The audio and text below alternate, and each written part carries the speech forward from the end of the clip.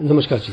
माननीय मुख्यमंत्री जी, आपका स्वागत है इस विशेष कार्यक्रम में। तो सर, लॉकडाउन और कर्फ्यू के दौरान जो है हिमाचल में क्या परिस्थितियां हैं और इस कोरोना वायरस से प्रदेश में कितने लोग संक्रमित पाए गए हैं, उनमें से कितने लोग स्वस्थ हुए हैं और अभी भी कितने लोग उपचाराधीन हैं? लॉकडाउन तो अभी हमारे हिमाचल प्रदेश में तो अभी कर्फ्यू है।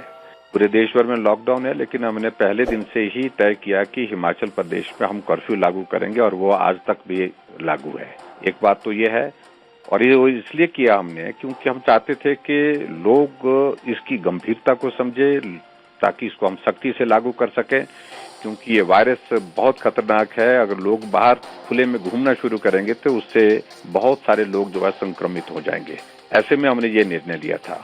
और उसके पश्चात आज की परिस्थिति में हम इस बात को कह सकते हैं कि हिमाचल बाकी राज्यों की तुलना में बहुत बेहतर है, और विशेष तौर से हमारे एडजॉइनिंग स्टेट भी हैं, उनसे भी हम बहुत बेहतर ढंग से काम किया। उसकी वजह, सबसे बड़ी वजह कि हमने सख्ती की। हमने जो नियम बनाए उसमें अगर सख्ती नहीं की होती तो हमारी स्थिति भी पड़ोसी राज्यों की तरह, दूसरे राज्यों की तरह होती। अभी तक जो आप पूछ रहे हैं कि टोटल कितने मामले हैं, तो मैं यही कहना चाहता हूं कि अभी तक 40 मामले हिमाचल प्रदेश में पॉजिटिव आए हैं कोरोना वायरस के, और 40 में से अब मात्र 10 पेशेंट जो है, 10 लोग जो है वो हॉस्पिटल में आइसोलेशन में रखे गए हैं, और बाकी के सब लोग जो है ठीक होकर के चले गए। सिर्फ एक व्यक्ति की मृत्यु हुई जो एक ट्रैवल हिस्ट्री के साथ, अमेरिका की ट्रैवल हिस्ट्री के साथ वापस आए थे, दिल्ली रुके थे, और प्रदेश को सूचना दिए बिना वो धर्मशाला पहुंचे, और एक दिन धर्मशाला पहुंचने के बाद दूसरे दिन उसकी मृत्यु हो गई। इसके अलावा सब के सब मामले जो है वो स्वस्थ होकर के वापिस चले गए हैं।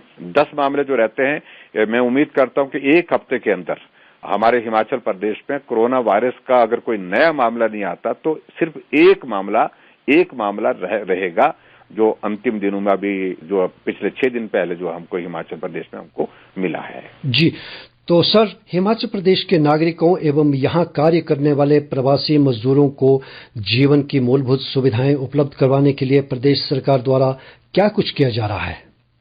जहाँ तक जितने भी ये प्रवासी मजदूर हैं, सबको हमने यहाँ सब जगह राशन दिया है। राशन के साथ साथ में जहाँ बद्दी रोटी वाला है, वहाँ बड़े स्तर पर इनको पैक्ड फूड हम इनको दे रहे हैं, अभी तक भी दे रहे हैं। और इसके अलावा मैं ये भी कहना चाहूंगा कि हिमाचल प्रदेश में ऐसी बिल्कुल भी परिस्थिति नहीं है। लगभग ये 1,25,000 के लगभग ये टोटल इनकी जो स्ट्रेंथ है, उनको सबको किसी न किसी तरह से हमने मदद की है। और खास तौर से जो ऐसे मजदूर जो रजिस्टर्ड हैं BOCW के अंतर्गत, उनको हमने हिमाचल प्रदेश में जो है 2,000 रुपए जो है वो उनके अकाउंट में डाला है, अलग से मदद की है। तो ऐसी परिस्थिति में मैं समझता हूँ कि हिमाचल प्रदेश में ऐसी परिस्थिति बिल्कुल भी नहीं है कि किसी आदमी को भोजन के बिना रहना पड़ा हो, और जो मदद हम कर सकते थे वो मदद हमने करने की कोशिश की है। और मैं समझता हूँ कि बाकी राज्यों की तुलना में हमने बहुत अच्छे बेहतर ढंग से जो है उनको मदद पहुंचाने का भी हमने प्रयत्न किया है। जी, इसमें कोई शक नहीं कि बाकी राज्यों की परिस्थिति से जो हमारी परिस्थिति है हिमाचल की बहुत अच्छी है।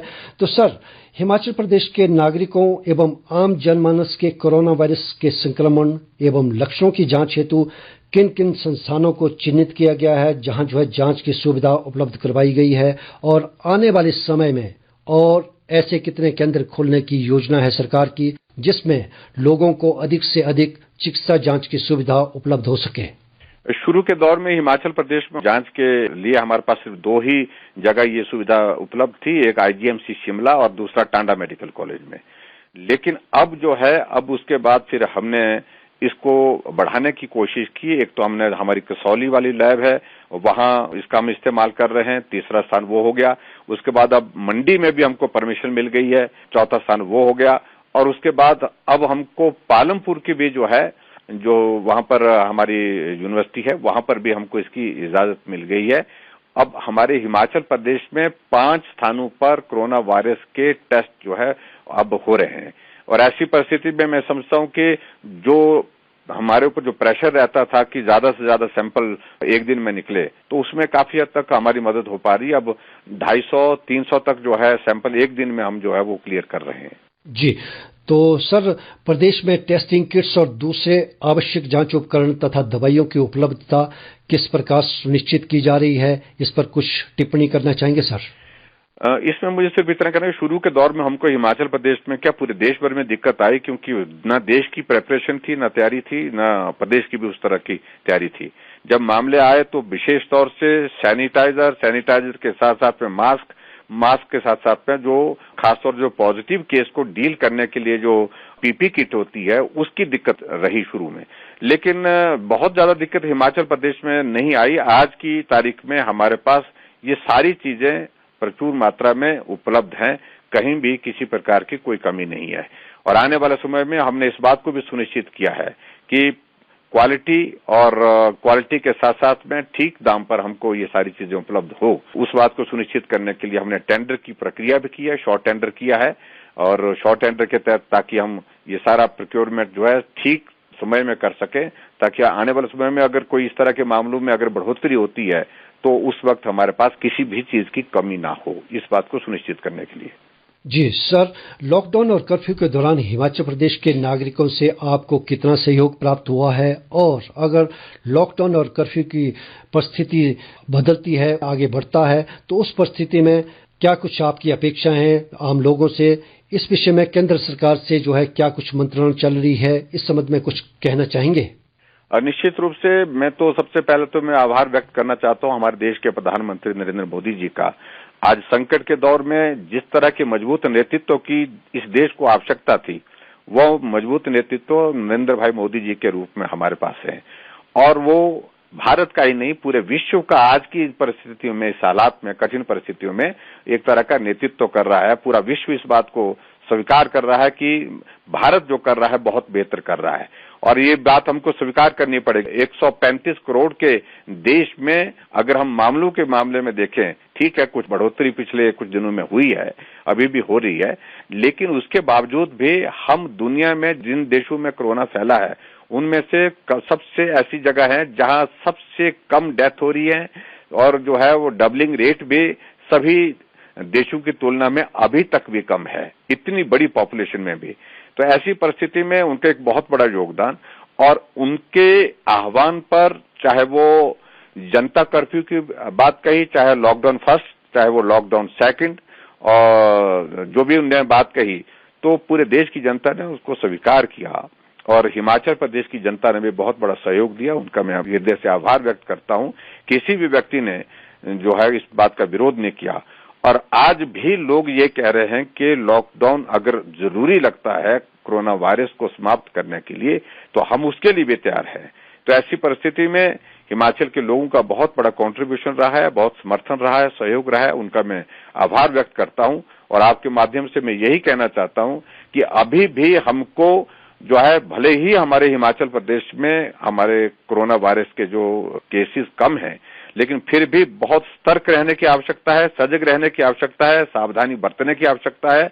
और ऐसे में जो लोग हिमाचल प्रदेश में प्रदेश के दूसरे हिस्सों में अभी इन दिनों में कुछ दिनों में आए हैं, क्योंकि वो हिमाचल के रहने वाले हैं और हिमाचल प्रदेश में उनका घर है, ये प्रदेश उनका है, स्वाभाविक रूप से मैं उनका स्वागत भी करता हूं और उनके मैं स्वस्थ रहने की कामना भी करता हूं। मेरा उनसे निवेदन है कि होम क्वारंटाइन के लिए अगर आपको सलाह दी गई है तो आप उसका सख्ती से पालन करें।